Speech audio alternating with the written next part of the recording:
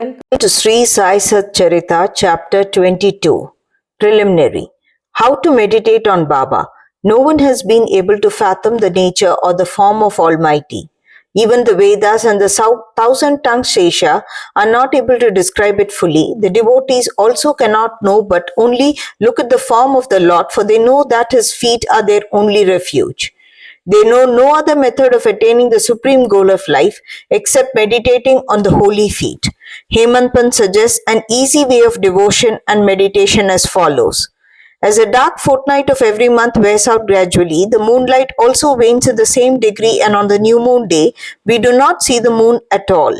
Therefore, when the bright fortnight begins, people are very anxious to see the moon. On the first day, the moon is not seen, and on the second day, she emerges as a thin crescent.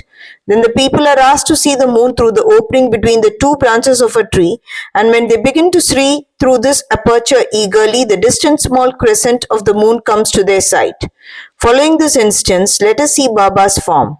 Look at Baba's posture, how fine it is. He is sitting with his legs folded, the right leg held across the left knee. The fingers of his left hand are spread on the right foot. On the toe are spread his two fingers, the index and the middle ones. By this posture, Baba seems to say, if you want to see my true form, be egoless and most humble, and meditate on my toe through the opening between index and middle fingers, and then you will be able to see my light. Now let us turn to Baba's life. Shirdi had become a place of pilgrimage on account of Baba's stay there. People from all quarters began to flock there, and both the rich and the poor began to be benefited in more ways than one. Who can describe Baba's boundless love and his wonderful knowledge and his all-pervasiveness? Blessed is he who could experience these. Sometimes Baba observed long silence, which was in a way his dissertation on Brahma. At other times he was pure consciousness, bliss incarnate, surrounded by his devotees. Sometimes he spoke in parables, and at other times indulged in wit and humor. At times he was quite calm, and at times he seemed enraged. Sometimes he gave his teachings in a nutshell, and at other times he argued at length. Many a time he was very direct. In this way he gave varied instructions to many according to their requirements. His life was therefore inscrutable beyond the ken of our mind, intellect, and speech. Our longing to see his face, to talk with him, and hear his leelas was never satisfied. Still we were overflowing with joy. We can gauge the showers of rain, capture the wind in a leather bag, but who can measure his leelas? Now we deal here with one aspect of them, viz. How he anticipated or forestalled the calamities of his devotees and warned them in time. Balasaheb Mirikar. Balasaheb Mirikar, son of Sardar Kakasaheb Mirikar, was Mamlatdar of Kopargaon. He was going on tour to Chitali. On the way, he came to Shirdi to see Sai Baba. When he went to the masjid and prostrated himself before him, the usual conversation regarding health and other matters commenced when Baba sounded a note of warning. Do you know our Dwaraka Mai? As Balasaheb did not understand, he kept quiet. Baba continued. This is our Dwaraka Mai where you are sitting. She wards off all dangers and anxieties of the children who sit in her lap. This Masjid Mai, its presiding deity, is very merciful. She is the merciful mother of the simple devotees whom she will save in calamities. Once a person sits in her lap, all his troubles are over. He who rests in her shade gets bliss. Then Baba gave him Udi and placed his hand on his head. When Balasaheb was about to depart, he again said, Do you know the Lamba Baba, long gentleman by a serpent? And then closing the left fist, he brought it under the right elbow and moving his left arm like the hood of a serpent said, He is so terrible, but what can he do to the children of Dwaraka Mai? When the Dwaraka Mai, its presiding deity, protects, what can the serpent do? All who were present there were curious to know the meaning of all this and its reference to Mirika, but none had the courage to ask Baba about this. Then Balasaheb saluted Baba and left the masjid with Shama. Baba called Shama back and asked him to accompany Balasaheb and enjoy the Chitali trip. Shama came to Balasaheb and told him that he would go with him according to Baba's wish. Balasaheb replied that he need not come as it would be inconvenient. Shama returned to Baba and told him what Balasaheb had said to him. Baba said, All right, do not go. We should mean well and do well. Whatever is destined to happen will happen. In the meanwhile, Balasaheb thought it over what Baba had said again and calling Shama asked him to accompany him. Then Shama went again to Baba and after taking his leave started with Balasaheb in the Tonga. They reached Italy at 9 p.m. and encamped in the Maruti temple. The office people had not come, so they sat in the temple talking and chit-chatting. Balasaheb was sitting on a mat reading a newspaper. His uparani upper dhotar was spread across his waist, and on it a snake was sitting unnoticed. It began to move with a hissing sound which was heard by the peon. He bought a lantern, saw the snake, and raised an alarm, serpent, serpent. Balasaheb was frightened and began to quiver. Shama was also stunned. Then he and others moved quietly and took sticks and clubs in their hands. The snake slowly came down the waist and moved away from Balasaheb, and it was immediately done to death. Thus, this calamity which was prophesied by Baba was averted, and Balasaheb's devotion in Baba was confirmed.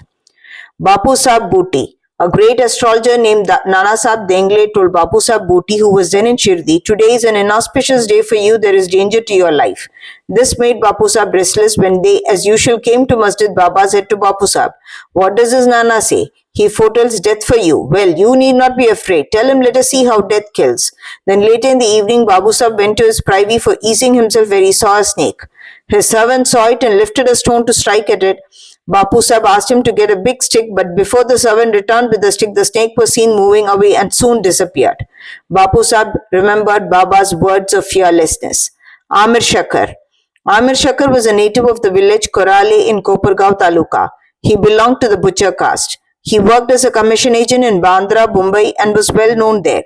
He once suffered from rheumatism which gave him much pain. He then remembered Allah, God, left his business and went to Shirdi and prayed to Baba to relieve him from his malady. Baba then stationed him in the Chavdi. The Chavdi was then a damp, unhealthy place unfit for such a patient. Any other place in the village or Korale itself would have been better for Amir, but Baba's word was command, the chief medicine. Baba did not allow him to come to the masjid but fixed him in the Chavdi every morning and evening. Every alternate day, Baba went to the Chavdi in a procession and slept there. So Amir got Baba's contact very often. Amir stayed there for full 9 months and then he got a disgust for the place. So one night he stealthily left the place and came to Kopargaon and stayed in a dharamshala. There he saw an old dying fakir who asked him for water. Amir brought it and gave it to him. As soon as he drank it, he passed away. Now Amir was in a fix. He thought that if he went and informed the authorities, he would be held responsible for the death, as he was the first and sole informant and knew something about it. He repented for his action with leaving Shirdi without Baba's permission and prayed to Baba. He then determined to return to Shirdi, and same night he retreated, remembering and muttering Baba's name all the way, and reached Shirdi before daybreak and became free from anxiety. Then he lived in the Chavdi in perfect accordance with Baba's wishes and orders and got himself cured. One night it so happened that Baba cried at midnight, "Oh Abdul, some devilish creature is dashing against the side of my bed." Abdul came with a lantern, examined Baba's bed but found nothing. Baba asked him to examine carefully all the place and began to strike the ground with his satka. Seeing this leela of Baba, Amir thought that Baba might have suspected some serpent there. Amir could by now know by his close contact with Baba the meaning of his words and actions. Baba then saw near Amir's cushion something moving. He asked Abdul to bring in the light, and when he brought it, he saw the serpent coiled up there, moving its head up and down. Thereupon the serpent was immediately beaten to death. Thus Baba gave timely warning and saved Amir's life. Hemant Pant, Scorpion and Serpent. At Baba's recommendation, Kaka Sahib Dixit was daily recording the 2 works of Sri Eknath Maharaj, with Bhagavad and Bhavartha Ramayan, and Hemant Pant had the good fortune to be one of the audience when the reading of the works was going on. Once when a portion of the Ramayan was being relating to Hanuman's testing Rama's greatness according to his mother's instruction was being read, all the listeners were spellbound. Hemant Pant was one of them. A big scorpion, none knew where it came from, jumped and sat on the right shoulder of Hemant Pant on his uparani upper dhotar. First it was not noticed, but as the Lord protects those who are in intent of hearing his stories, he casually cast a glance over his right shoulder and noticed it. It was dead silence, not a bit moving here or there. It seemed as if it was enjoying the reading. Then by the Lord's grace, Hemant Pant, without disturbing the audience, took the 2 ends of his dhotar, folded them and brought them together, enclosing the scorpion within. Then he went out and threw it in the garden. On another occasion, some persons were sitting in the upper floor of Kaka Sahib's Wada just before nightfall when a serpent crept through a hole in the window frame and sat coiled up. A light was brought. Though it was first dazzled, yet it sat still and moved its head up and down.